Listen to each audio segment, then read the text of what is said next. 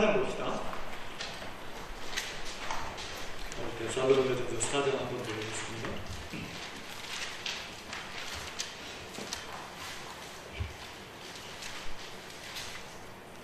4장 13절에서 17절까지 읽겠습니다. 데살로니가전서 4장 13절. 형제들아, 자는 자들에 관하여는 너희가 알지 못함을 우리가 원치 아니하노니 이는 소망 없는 다른 이와 같이 슬퍼하지 않게 하려 합니다. 우리가 예수에 죽었다가 다시 사심을 믿을진대 이와 같이 예수 안에서 자는 자들도 하나님이 저와 함께 데리고 오시리라. 15절. 우리가 주의 말씀으로 너희에게 이것을 말하노니 주 강림하실 때까지 우리 살아남아 있는 자도 자는 자보다 결탄코 앞서지 못하리라. 16절, 17절을 같이 읽겠습니다. 시작. 주께서 호령과 천사장의 소리와 하나님의 나팔로 친히 하늘로 쫓아 강림하시리니 그리스도 안에서 죽은 자들이 먼저 일어나고 그 후에 우리 살아남은 자도 저희와 함께 구름 속으로 끌어올려 공중에서 주를 영접하게 하시리니 그리하여 우리가 항상 주와 함께 있으리라.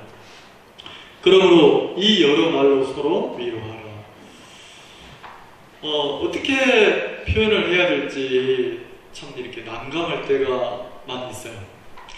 내가 이 부분을 좀 표현하고 싶은데 먼저는 내 마음속에서도 이렇게 그 세계가 이렇게 깊이 풍성하게 이루어지지 않아서 표현을 못할 때도 있고, 어떤 때는 내 마음에 좀 비춰졌는데 이것을 이렇게 사람들에게 말로 전달하기가 참 어려울 때도 이렇게 있더라고요.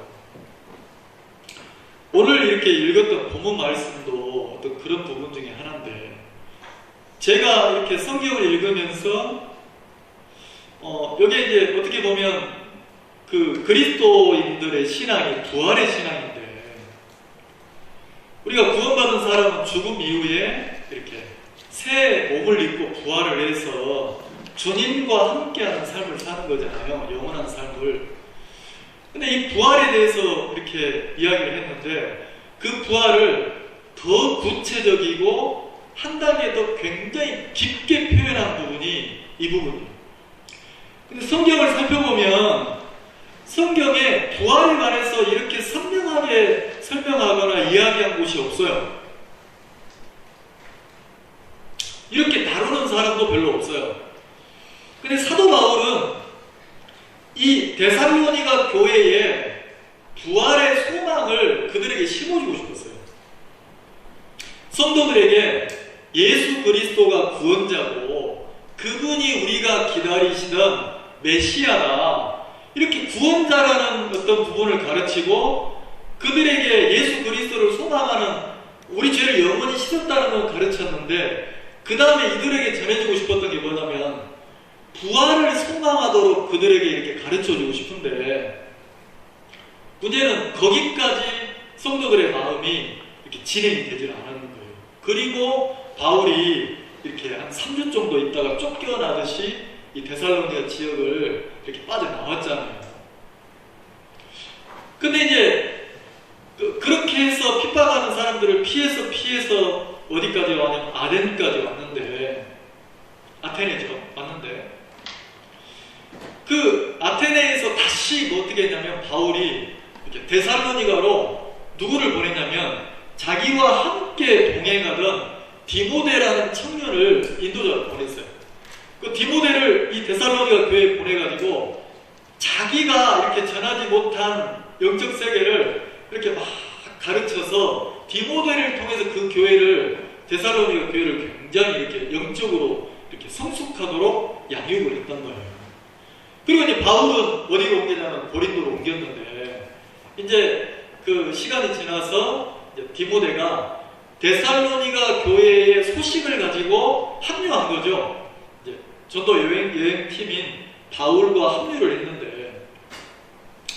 디모데가 와서 데살로니가 교회에 이렇게 믿음으로 그들이 신앙을 하고 이렇게 형제 자매들이 연합을 하고 막 이렇게 믿음으로 잘 자라고 있는 걸 전하면서 디모데가 어떤 소식을 전하냐면 디모데가 그들에게 풀어줄 수 없는 부분이 있었어요. 우리가 구원받고 죽으면 부활한다 여기까지는 말할 수 있는데 그 데살로니가 교회 있는 형제자매들이 묻는 거예요. 어떻게 부활하는데? 부활이 뭔데? 사람이 죽으면 죽은 사람이 믿음 안에서 이렇게 구원받고 예수님을 믿어서 죽으면 부활하는데 어떻게 부활해? 도대체 그 부활이 어떤 세계야? 이렇게 묻는데 디모데가 그 세계를, 왜냐면 디모데가 거기까지 마음의 세계가 간 적이 없으니까 우리가 구원받은 사람이 부활하지 이렇게는 말하는데 구체적으로 더 깊게 그들에게 가르치지 못했는 거예요. 그래서 디모데가 와서 데살로니가 교회의 소식을 전하면서 바울에게 어떤 부탁을 하냐면 이 데살로니가 교회에 이런 문제가 있습니다. 그래 바울 사도께서 이런 부분에 더 깊게 그들에게 이렇게 가르쳐 주시면 좋겠습니다 해가지고 이 데살로니가 전서를 써가지고 이렇게 바울이 디모데가 미처 그 부분까지 가르치지 못했던 영적 세계를 바울이 데살로니가서를 통해서 가르친 내용이 이 장면입니다. 그러면 여기 이제 4장에 보면 뭐라고 되어 있냐면 13절에 형제들아, 여기서 형제들아는 데살로니가 교회의 그 형제들이에요. 그 교회 형제 자매들이라는 거예요. 형제들아, 자는 자들에 관하여는 너희가 알지 못함을 우리가 원치 아니하노니, 한글로 좀 복잡하게 되어 있는데 자는 자들에 관하여는 그랬으니까 성경에서 죽은 자들이 나오고 자는 자들이 나와요. 성경에 읽다가 자는 자가 나오면 자는 자들이라는 표현은 전부 어디에 썼냐면 예수님을 살아생전에 구주로 영접해서 구원받은 성도들이 죽었을 때 잔다고 표현을 하는 거예요. 근데 예수님을 믿지 않고 영접하지 않고 그냥 이 땅을 떠난 사람 보고 죽었다고 해요. 근데 성도들의 죽음은 잔다고 표현을 했단 말이에요. 그러니까 여기서도 형제들아, 자는 자들에 관하여는 너희가 알지 못함을 우리가 원치 아니하노니.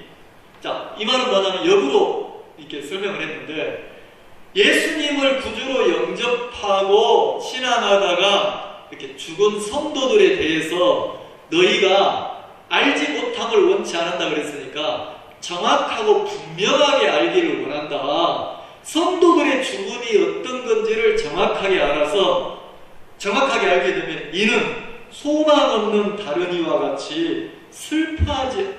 사람이 살다가 내 가족이 살다가 죽으면 죽음 이꼬르 사람들은 어떤 생각을 합니까? 죽음 이꼬르 끝났다. 죽음 이꼬르 영원한 이별 끝났다. 이렇게 생각하잖아요. 죽음 너머의 세계를 소망하지 못한단 말이에요. 죽음 이후의 세계가 어떤 것인지를 전혀 모른다는 거죠. 그리고 이제 요 시대의 데살로니가도 그 마게도냐의 아테네 위쪽 지방을 마게도냐 지역이라고 하잖아요. 밑에 고린도 지역을 아가야 지역이라고 하고. 근데 이 마게도냐 지역이 어떤 시대냐면 로마 제국의 통치하에 있던 시대니까 첫째는 로마 문화가 고린도나 이 마게도냐나 이쪽은 굉장한 상업도시고 항구도시고 이래서 굉장히 발달했단 말이에요. 그리고 아시아와 유럽의 어떤 통로 역할을 하는 지형적인, 우리나라도 그렇잖아요. 우리나라도 그 중국이나 러시아 강대국하고 이렇게 작은 나라지만 미국이 우리나라를 놓을 수 없는 이유가 뭡니까? 유럽 쪽에 중국이나 그 러시아 쪽에 이렇게 어떤 끼고 있는 지역이니까 굉장히 민감하게 그렇게 하듯이 이 지역도 그런 지역입니다. 굉장히 이렇게 발달했어요. 그래서 이쪽 문화가, 로마 문화가 어떤 문화냐면 살아있을 때 잘 먹고 살아있을 때 쾌락을 누리고 살아있을 때 마음껏 즐기면서 사는 거야. 인생은 한 번뿐이야. 죽고 나면 끝이야. 이런 문화입니다. 그래서 로마 시대의 문화를 보면 굉장히 향락적이고 쾌락적이고 그리고 막 누릴 수 있는 육체로 누릴 수 있는 모든 걸 다 누리는 거예요. 그 중세시대에 그러면 불과 이렇게 몇백 년 전에 중세시대 그러면 그 로마 시대나 이럴 때는 어떤 문화가 발달했냐면 막 목욕 문화, 성 문화, 스포츠 문화, 그리고 먹는 문화가 굉장히 발달했어요. 왜냐면 사람이 죽으면 끝이니까 살아있을 때 쾌락은 다 누려야 됩니다. 그럼 쾌락 중에는 막 사람의 마음을 쾌락 중에는 막 스포츠, 그리고 철학, 지식, 자, 지식이 주는 고상함, 지식이 주는 철학이, 지식이 주는 그 쾌락이 굉장히 큽니까? 안 큽니까? 기본 욕구라는 게 있어요. 기본. 못 먹는 사람은 밥 한 끼 먹으면 만족이 오는 욕구가 있어요. 근데 그 먹는 게 다 채워지고 나면 먹는 것이 쾌락으로 발전되면 어떻게 하냐면 먹는 것으로 마음을 채우려고 계속 먹는 걸 발전시킵니다. 그래서 이 로마 제국 시대 때는 어떻게까지 했냐면 그냥 그 전국 계급사회니까 상류층 사람들은 어떻게 살았냐면 맛있는 이 재료를 가지고 더 맛있는 요리를 개발을 하는 거예요. 그렇게 개발해서 어떻게 하냐면 이렇게 그 연애를 즐기면서 계속 먹는 거죠. 근데 먹다 보면 한계가 있잖아요. 한계가 있으니까 더 이상 못 먹으니까 먹다가 배부르면 어떻게 하냐면 긴 새 깃털 있잖아요. 부드러운 새 깃털. 새 깃털을 가지고 그 토하는 장소에 가서 목에다가 깃털을 넣고 돌리는 거예요. 그러면 그 목이 간질간질하면 이렇게 어떻게 합니까? 구역질이 나오면서 다 토하는 거예요. 다 토하고 물로 양치하고 다 씌워서 또 먹는 거예요. 이렇게 먹는 쾌락을 막 즐겼단 말이에요. 그리고 막 스포츠가 주는 쾌락을 즐기고 성적인 쾌락을 즐기고 막 목욕 문화가 발달하고 이게 이제 로마 시대잖아요. 왜 이런 문화가 발달했냐면 끝이니까, 마지막이니까. 그리고 이제 로마 제국 앞에는 어떤 제국이 있습니까? 그리스 헬라 제국이 있잖아요. 헬라 제국 때는 어떤 게 많이 발달됐냐면 철학, 지식, 막 이런 게 굉장히 발달했던 거예요. 그래서 뭐 철학자들 그런 데카르트나 막 이렇게 소크라테스나 막 이런 철학자들의 문명이 굉장히 발달한 게 그리스 문화잖아요. 헬라 문화잖아요.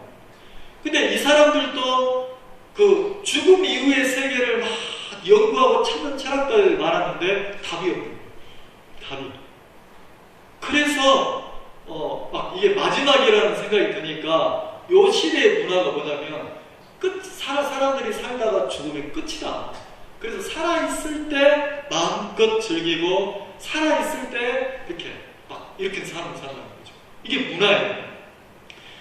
그래서 이제 요 데살로니가 지역에도 어떤 문화가 있냐면 예수님이 우리 죄를 씻어서 십자가에서 내 죄가 다 씻어졌다.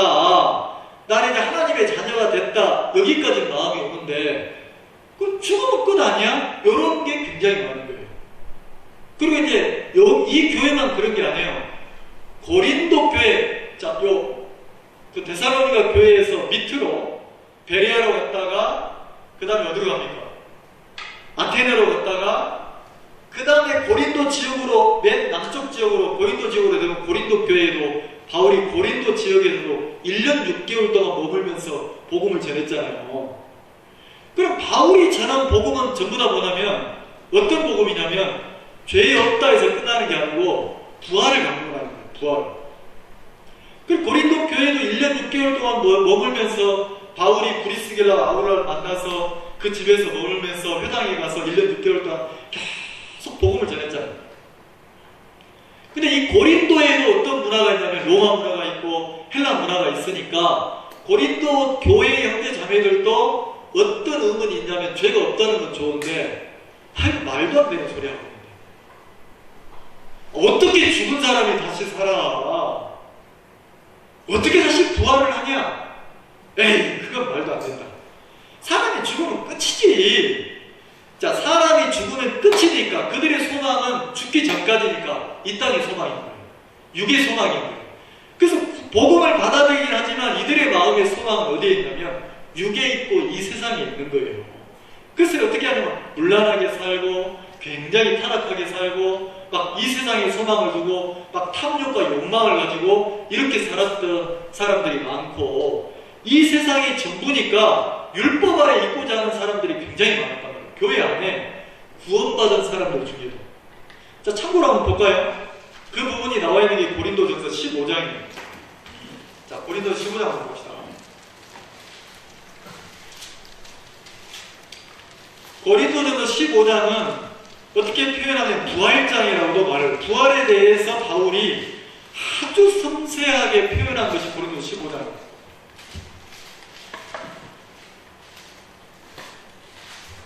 바울이 그리스도의 부활을 고린도 교회에 설명을 했어요. 가르쳤단 말이에요. 근데 그 그리스도의 부활을 설명을 해도 그들 중에는, 교회 안에 형제들 중에는 어떤 사람이 있었냐면 안 믿어지는 거예요. 제가 서두에 얘기했죠.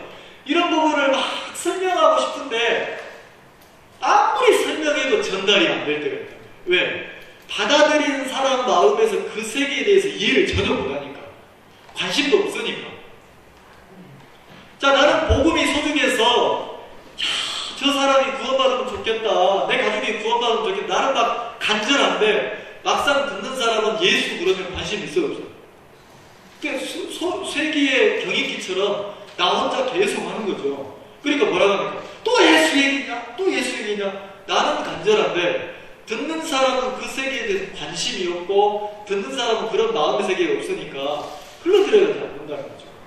바울이 부활에 대해서 전하지 않는 게 아니고 예수 그리스도의 부활을 얘기하고 성도들의 부활에 대해서 고린도 교회에 분명히 가르쳤는데도 바울이 떠나오고 나니까 그 교회 안에 어떤 사람들이 있냐 보세요.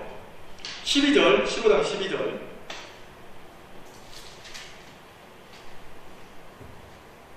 그리스도께서 죽은 자 가운데서 다시 살아나셨다 전파되었거늘.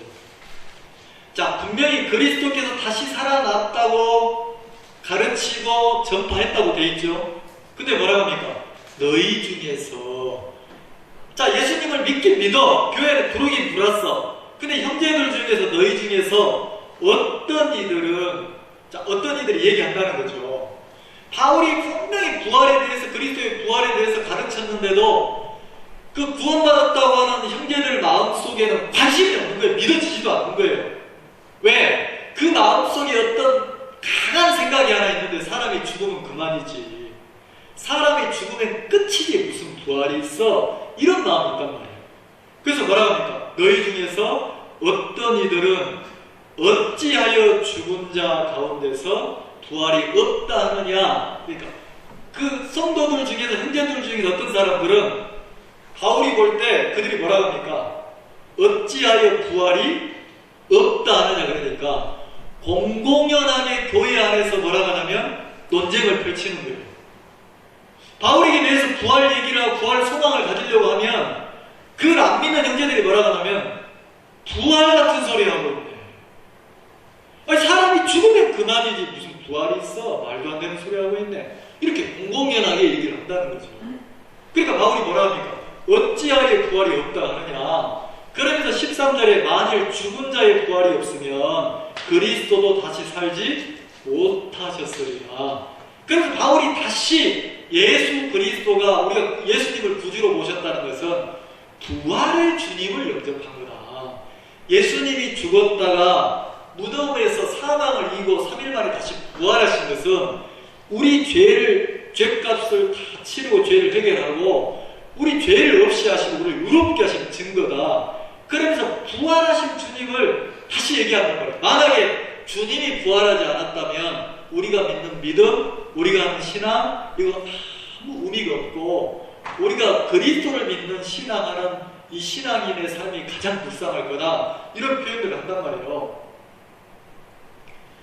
자, 그러면서 뭐라고 하냐면, 자, 35절 봅시다. 자, 고린도 교회 안에 무슨 부활이 있어, 말도 안 돼, 이런 형제들이 어떻게 말하냐면 35절, 누가 묻기를, 자, 누가 묻기를, 이거는요 안 믿는 사람이 묻는 게 아니에요. 고린도 교회 안에 구원받았다고 하는 성도들 마음에 부활에 대한 세계가 믿어지지 않고 부활의 소망이 전혀 만들어지지 않은 그 형제 자매들이 그렇게 묻는다는 거예요. 누가 묻기를 죽은 자들이 어떻게 다시 살며. 자, 죽은 자들이 어떻게 다시 살아? 죽으면 끝이지. 자, 그러니까 그 사람들의 마음은 죽음 너머의 세계를 소망하는 마음이 만들어졌습니까? 안 만들어졌습니까?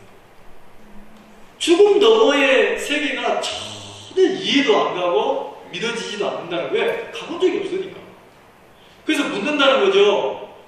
죽은 자들이 어떻게 다시 사냐? 그 다음에 뭐라고 하냐면 죽은 자들이 죽어서 땅에 묻으면 다 썩어버리는데 형체도 없어지는데 그거 어떻게 사냐? 그럼 뭐라 합니까? 어떻게 다시 살며 그 다음 뭘 요구하냐면 어떠한 몸으로 오느냐 하리니. 자, 그래 좋다. 부활이 있다 가자. 그러면 이 몸뚱아리를 다시 부활하냐? 어떤 몸으로 부활하냐? 자, 부활에 대해서 안 믿어진다는 거죠. 믿어지지 않기 때문에 이렇게 다시 질문을 한다는 거죠. 근데 바울은 뭐라 하냐면 이들에게 어떤 설명을 하냐면 36절에 어리석은 자여. 자, 구원은 받았지만 그 세계를 전혀 만나지 못하고 그 세계가 열리지 않는 현재 자매들 보고 어리석다는 거예요. 그럼 뭐라고 합니까?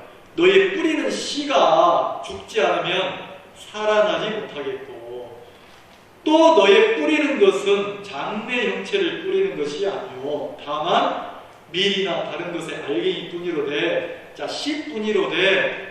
그러면서 뭐라 합니까? 씨에 관한 얘기예요. 씨. 바울이 부활을 설명하려고 하니까 야 이게 부활의 세계가 눈에 보이는 세계가 아니잖아요. 그래 이 세상을 사는 육을 입고 사는 고린도교회 형제자매들에게 그 영의 부활의 세계를 설명하고 싶은데 어떻게 설명해야 될지 모르겠는 거예요. 그래서 바울이 딱 가지고 온 게 뭐냐면 씨예요. 씨. 자, 하나의 미랄이 자 눈에 보일 때는 미랄 하나는 뭐 싹이 보입니까? 씨 속에 싹이 보입니까? 잎사귀가 보입니까? 밀의 꽃이 보입니까? 열매가 보입니까? 전혀 안 보이잖아요. 그러니까 미랄 한 톨을 딱 들고 있으면 내 눈에 보기에는 뭘로 보여요? 그냥 미랄로만 보인다는 거죠. 근데 바울은 뭐라고 하냐면 이 씨 속에 내 눈에는 보이지 않고 감각되지 않지만 보이지 않는 형체가 이 속에 다 들어있다는 거예요.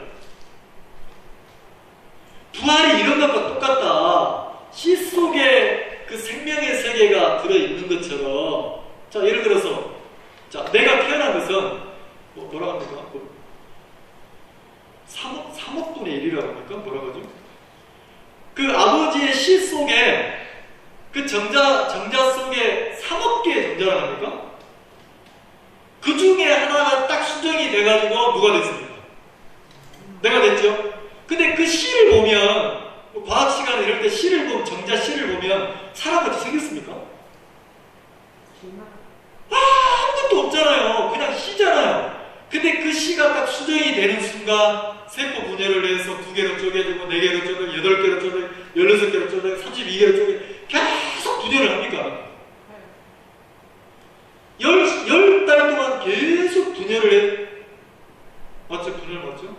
다음 갑자기 이렇게 해서 뭐라 합니까? 나눠져서 사람이 되잖아요. 세포가 계속 분열을 해서. 근데 응애하고 태어나 보면 그 씨, 아버지의 씨 모양입니까? 완전 다른 형체입니까? 그 씨 속에는 보이지 않는데 완전 새로운 사람이 태어나잖아요. 그래서 그 어린아이가 태어나서 막 일주일 지나고 2주일 지나고 그 양수의 어떤 그게 벗겨지고 나서 살짝 미소를 지으면 그 할아버지 할머니가 그 미소에 죽어야죠. 웃는 것도 아니야. 혼자 그냥 베레짓인데 그렇게 입술 올리면 할아버지 할머니가 봐라 웃는다 이러면서 막 미치잖아요. 우리 교회도 어떤 집사님 한 분은 도행사 보고 이놈이 보통 놈이 아니라고 걷는다고. 안 걷는 애 어디서 다 걷지. 내 손자니까 막 걷는다 하고 음악을 틀어놓으니까 춤을 춘대요. 음악 틀어놓으면 다 반응을 하지. 근데 다른 놈은 안 그런 것 같고 내 손자만 음악을 틀어놓으면 막 집중하는 것 같아. 그리고 또 무슨 소리를 하나 무슨 음악이고 무슨 소리를 틀어놓으니까 이놈이 막 우는 거예요. 막 우는 거예요, 어린애가. 그러더니 또 할아버지가 뭐라고 하냐면, 보통 놈이 아니라고. 누구 손자니까? 자기 손자. 자, 그 말은 그 아이가 예쁘다는 거야, 안 예쁘다는 거야? 너무 예쁘다는 거잖아요. 자, 그럼 반대로 가봅시다. 그 아빠 속에 있던 씨, 정자 하나를 딱 보면 예뻐요? 누구 말대로 징그럽잖아. 올챙이처럼 생겨서 아무것도 아니잖아요. 근데 그 씨 속에 이미 예쁜 이놈이 들어있었어요, 안 들어있었어요? 그 미소가 들어있었습니까, 안 들어있었어요? 그 외형적이만 들어있는 게 아니야. 이놈이 크면 할머니는 외롭지 않아요? 혼자 사는데 외롭지? 그러면 친구 하나 사귀시죠? 이런 소녀도 있대요, 시험. 그러니까 마음 씀씀이가 할아버지를 생각하고 할머니를 생각하고 가족들을 생각하고 누군가를 배려하고 사랑한 어린 놈이 그러면 막 그 마음의 세계에도 들어있어야 안 들어있어요? 다 어디에 있던 겁니까? 보이지 않는데 그 시 속에 이미 외형적인 세계나 그 정신의 세계나 마음의 세계까지 이미 다 내재가 되어 있어야 돼요. 그럼 바울은 그 설명을 했다는 거죠.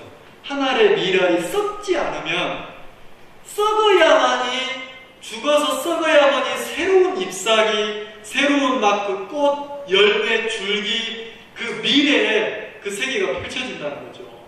눈에 보이지 않지만. 그럼 성도의 죽음이 그렇다. 성도의 죽음은 한 번은 다 죽는다. 왜요? 아담의 죄 때문에 죄의 싹은 사망이니까 아담으로 말미암아서 이 육체 아담의 후손은 반드시 죄의 싹신 육은 사망을 치러야 된다. 근데 죽고 나면 미리 썩으면서 생명이 나오듯이 죽음은 끝이 아니라 성경에서 뭐라고 합니까? 죽음은 분리라는 거예요. 분리. 죽음은 끝이 아니라 성경에서는 죽음은 이 몸 속에서 영혼이 빠져나와서 하나님께로 가는 걸 보고 죽음이라고 해요. 이 몸을 만들 때 흙으로 만들었으니까 이 몸은 흙으로 돌아가고 하나님께로 온 우리 생명은 하나님께로 돌아가는 게 죽음이라고 표현한다는 거예요. 성경이. 바울이 그걸 설명을 하는 거예요. 그러면서 뭐라고 합니까? 자, 15장 37절 너의 뿌리는 것은 장래 형체를 뿌리는 것이 아니오. 이 말 표현 이해가시죠? 그냥 씨를 뿌리는데 그 씨 속에 들어있는 조금 있다가 싹이 나고 조금 있다가 줄기가 나오고 조금 있다가 꽃이 피고 잎사귀가 나오고 열매가 맺히고 이건 장래 일이야. 근데 장래 형체를 뿌리는 것이 아닌데 다만 그 밀이나 다른 알갱이를 뿌렸는데 어떻게 합니까? 그 속에서 다른 형체들이 나온다는 거죠. 미래 형체들이 나온다는 거죠. 자, 38절 하나님이 그 뜻대로 저에게 형체를 주시되. 자, 누가 씨 속에, 씨는 생명인데 생명 속에 있는 형체를 누가 줬다겠습니까? 하나님이 줬다. 하나님이 각 종자에게 그 형체를 주시느니라.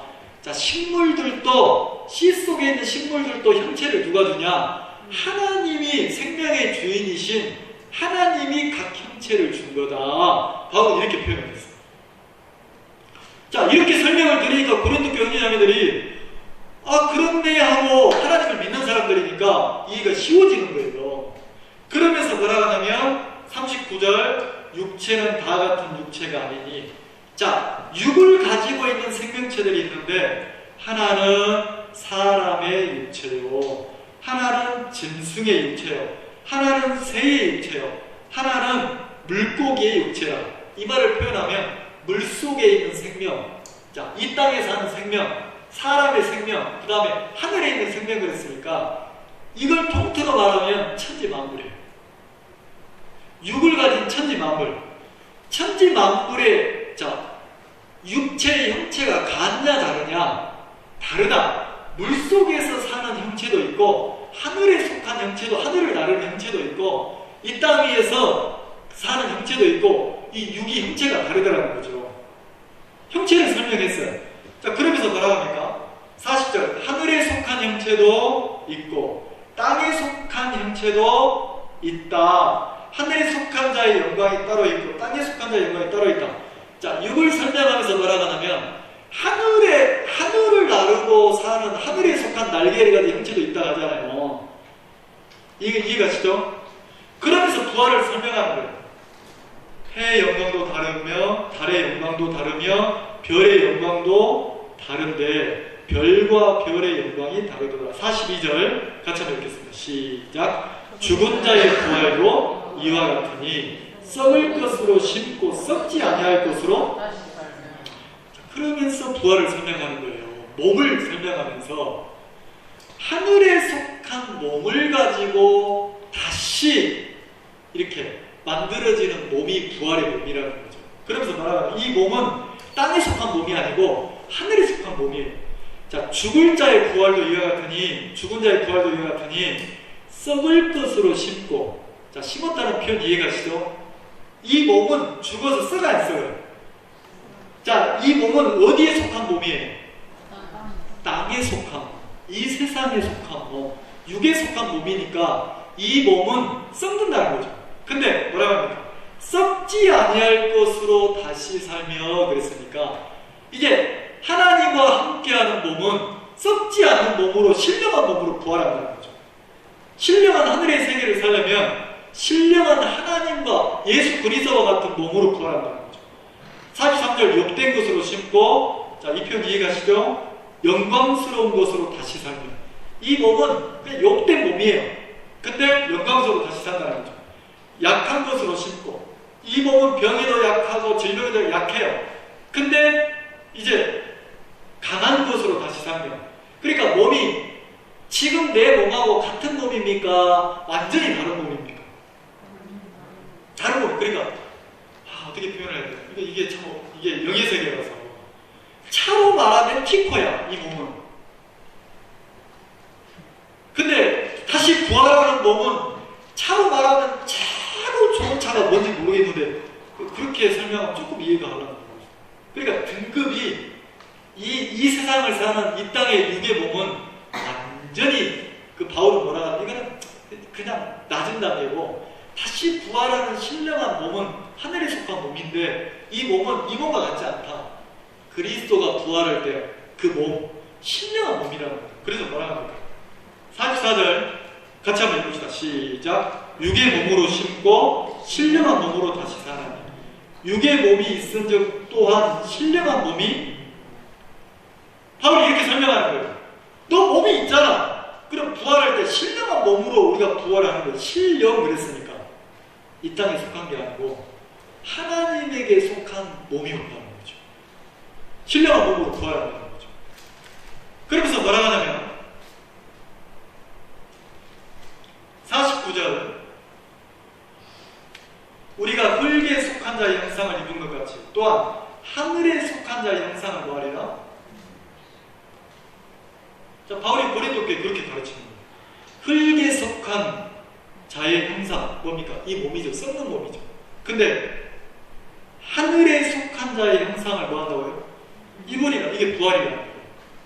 성도들이 다시 주님이 오실 때는 이렇게 이 몸으로 호련히 변하는 거예요.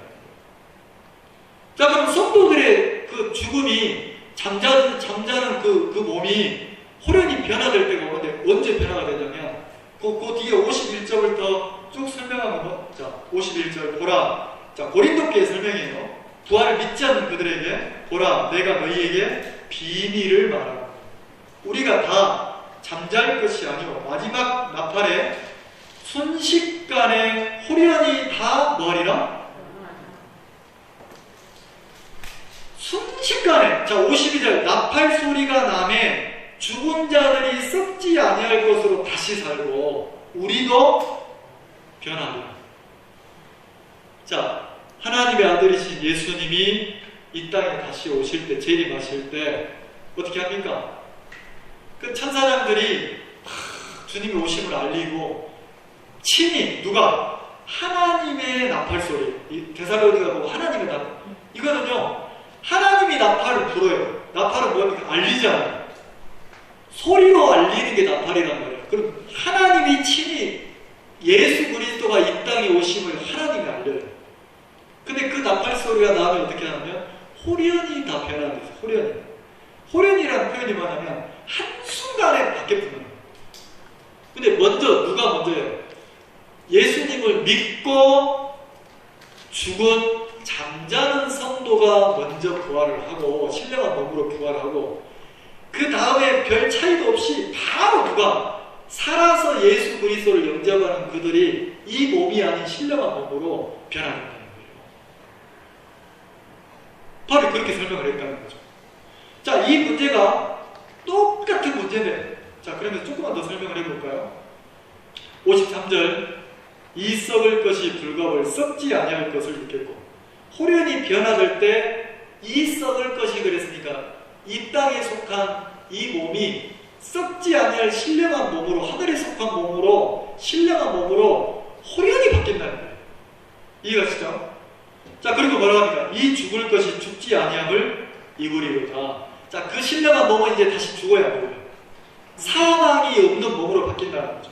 그러면서 이 썩을 것이 썩지 아니함을 입고, 54절에 이 죽을 것이 죽지 아니함을 입을 때는 사망이 이김에 삼킨 바 되리라고 기록된 말씀이 말합니다. 자, 사망이 이김에 삼킴, 사망을 이겼다는 거예요. 누가? 이 생명이, 부활한 생명의 몸은 사망을 삼켜버려, 사망을 이겼어. 그럼 다시 사망이 있어 없어? 없다는 거예요. 사망에 쏘는 것은 죄요, 죄의 본능은 율법이라. 자, 사망에 쏘는 것은 죄요, 신령한 몸은 다시 죄를 지어야 하죠. 안 짓는다. 그리고 죄의 본능은 율법인데 이 신령한 몸은 다시 율법의 지배를 받습니까? 안 받습니까? 안 받는 몸으로 바뀐다는 거죠. 바울이 고린도 교회를 이렇게 설명을 했어요. 그러면 본문에 조금만 설명해 봅시다. 그럼 데살로니가 교회는 어떻게 했냐? 데살로니가 교회도 똑같이 구원받은 성도들이 그런 의문이 있었어요.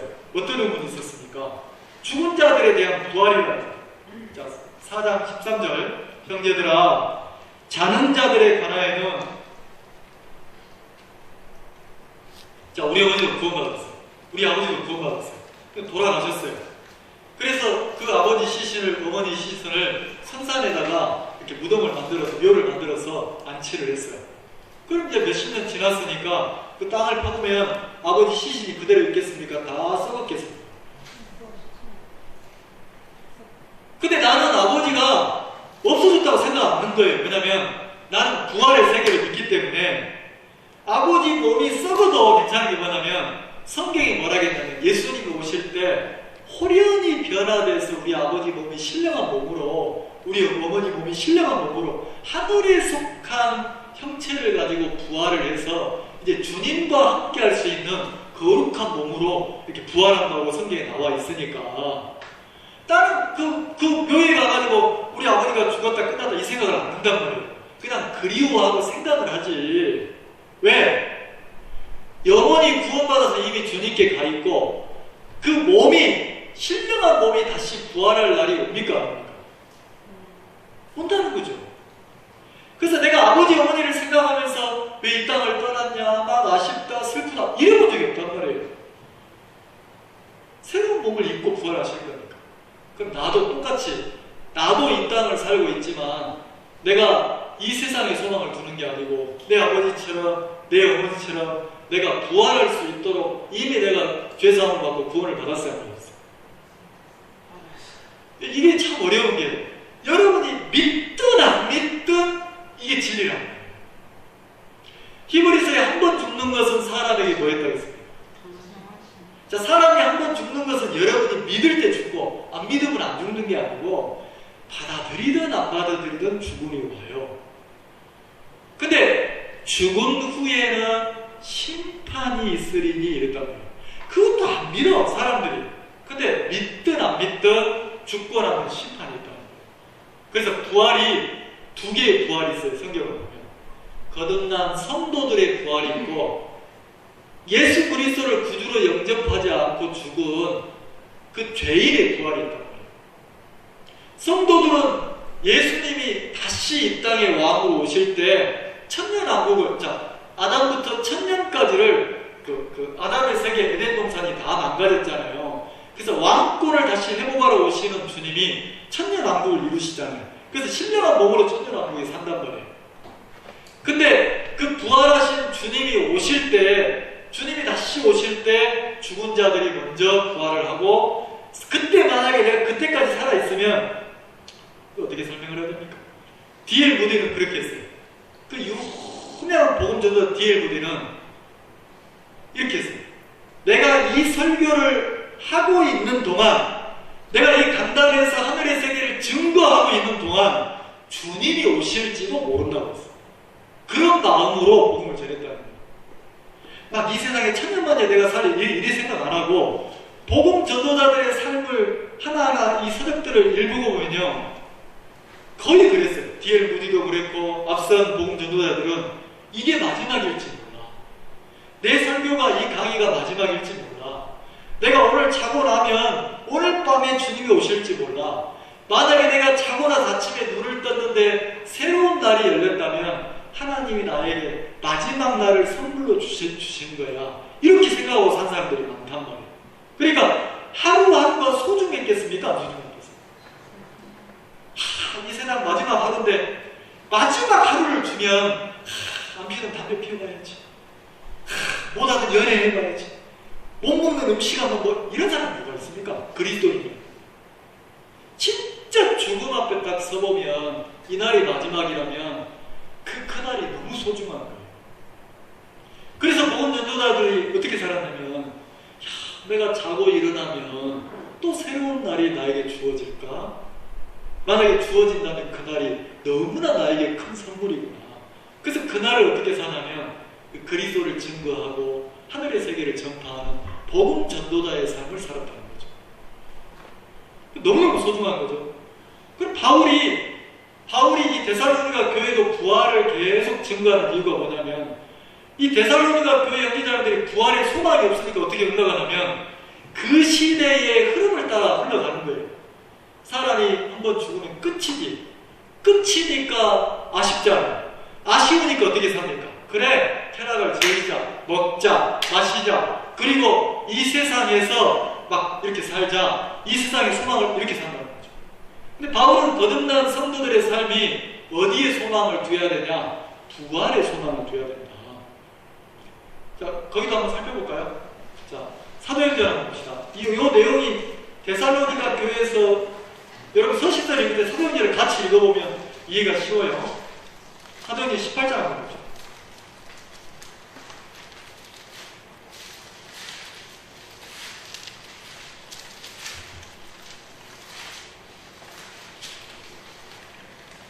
사도행전 17장.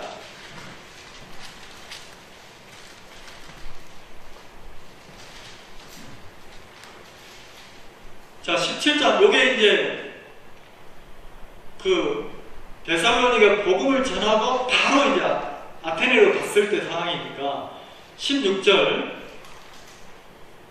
바울이 아덴에서 저희를 기다리다가 온 성의 우상이 가득한 것을 보고 마음에 분하여. 자, 시대적인 배경을 읽을 수가 있어요. 아테네로 갔는데 그 시대 사람들이 사람이 죽으면 그만이지, 끝이지, 이런 분위기 때문에 어떻게 사냐면 굉장히 우상을 섬기고, 우상이 뭡니까? 신입니까? 내 마음이 좋아하는 것을 신격한 겁니까? 결국 우상은 자기 마음을 섬기는 게 우상이라는 거예요. 자기 마음대로 사는 게 우상이에요. 신을 섬기는 게 아니에요. 내 마음이 좋아하는 걸 신으로 만들어서 섬기는 게 우상이라는 거예요. 근데 아테네로 갔는데 우상이 굉장히 많았단 말이에요. 그러니까 정확한 신을 섬기지 않는 그 사람들을 보면서 바울이 굉장히 마음이 아팠어요. 자, 17절, 회당에서 유대인과 경건한 사람들과 또 저자에서는 날마다 만나는 사람들과 변론하다. 자, 그러면서 뭐라 합니까? 18절에는 아테네에 있는 사람들이 바울이 부활을 증거하고 예수 그리스도를 증거하니까 바울을 뭐라고 표현하냐면 말장이라고 했어요. 말장이. 저 말 잘하는 놈 하나 왔다. 뭐라고 하는지 한번 들어보자. 그래도 18절, 어떤 에비구레오와 수도고이고 철학자들도 바울과 쟁론할세. 자, 철학자들이 쟁론하죠. 그리스 문화가 많으니까 쟁론합니다. 뭐라고 쟁론합니까? 혹은 이르되 이 말장이가 무슨 말을 하고자 하느뇨 하고, 혹은 이르되 이방 신들을 전하는 사람인가 보다 하니, 이는 바울이 예수와 또 같이 읽읍시다. 또부터 시작. 또 몸의 부활을 전합니다.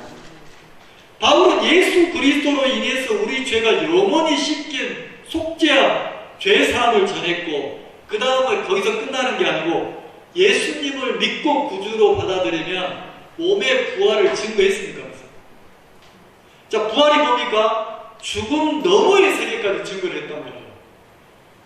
근데 이 아테네 사람들은 어떻게 합니까? 그냥 한낱 새로운 지식이구나 이렇게 생각했어요. 그 아테네 사람들은 특징이 뭐냐면 사람 앞에 자기를 세우기를 좋아하니까 자, 철학은 어떤 걸 놓고 논쟁하면서 내가 더 깊은 세계 지식으로 자기를 세우는 거잖아요. 그래서 이 아테네 사람들은 새로운 지식을 받아들이는 걸 굉장히 좋아했어요.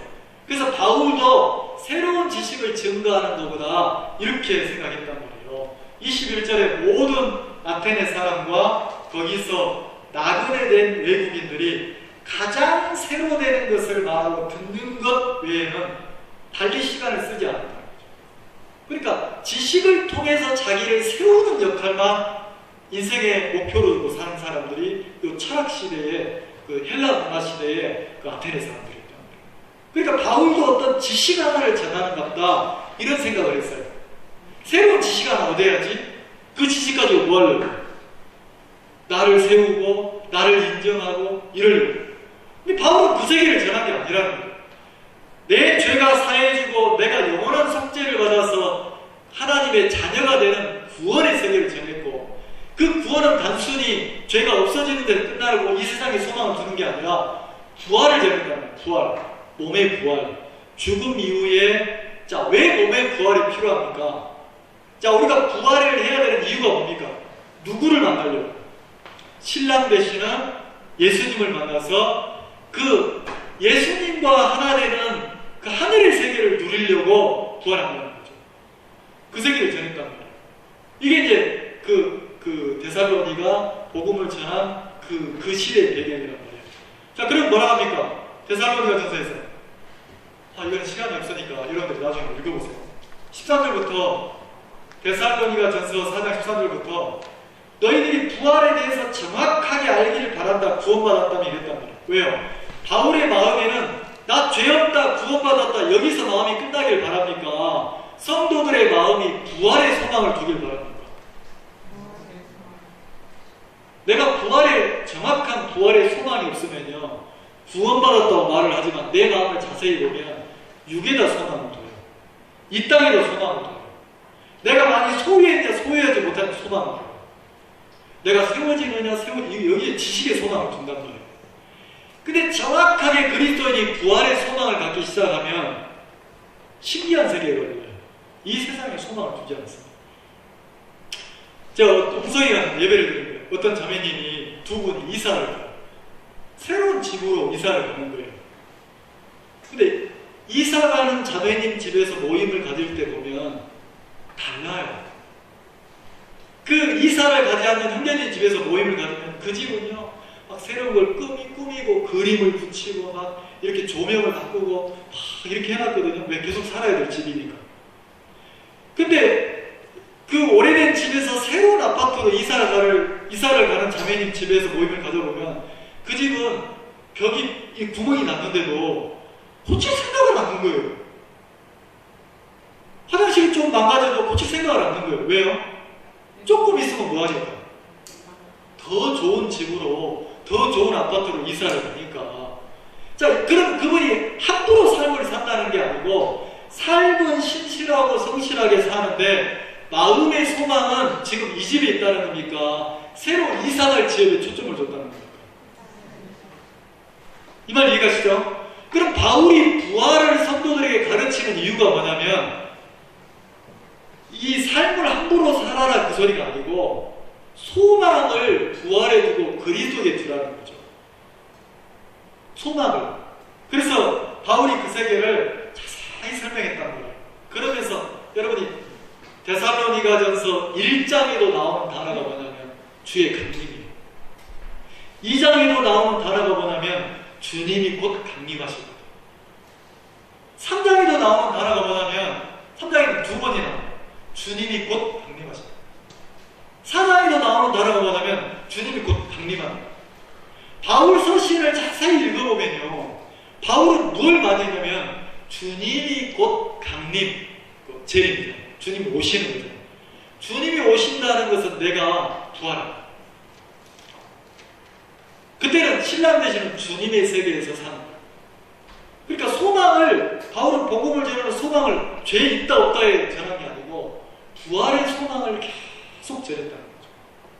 데살로니가 교회 형제자매들이 내가 다시 부활해서 죽음 너머에 영원한 세계를 산다는 소망을 딱 가지면 이들은 그 시대의 헬라나 로마 문화에 흡수를 가지 않아요. 세상 사람처럼 살지 않아요. 구원받았다고 말을 하면서 그냥 세상 한 사람으로 전락해서 살지 않는단 말이에요. 세상을 이기고 세상에 빛이 되고 소금이 돼서 그 많은 사람들을, 어둠에 있는 사람들을 이렇게 이끌어오고 생명을 살리는 삶을 산다는 거죠.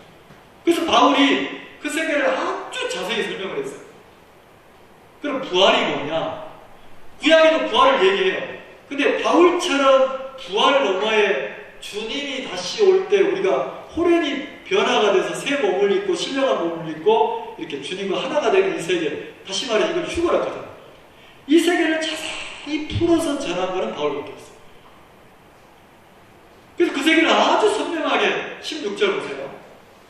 주님이 강림하실 때 어떤 세상이 나타나느냐. 16절 주께서 호령과 천사랑의 소리와, 그러니까 온 세상이 주님이 강림하시는 걸 알 수 있도록 그 주께서 호령과 천사들이 막 알린다는 거죠. 천사들이.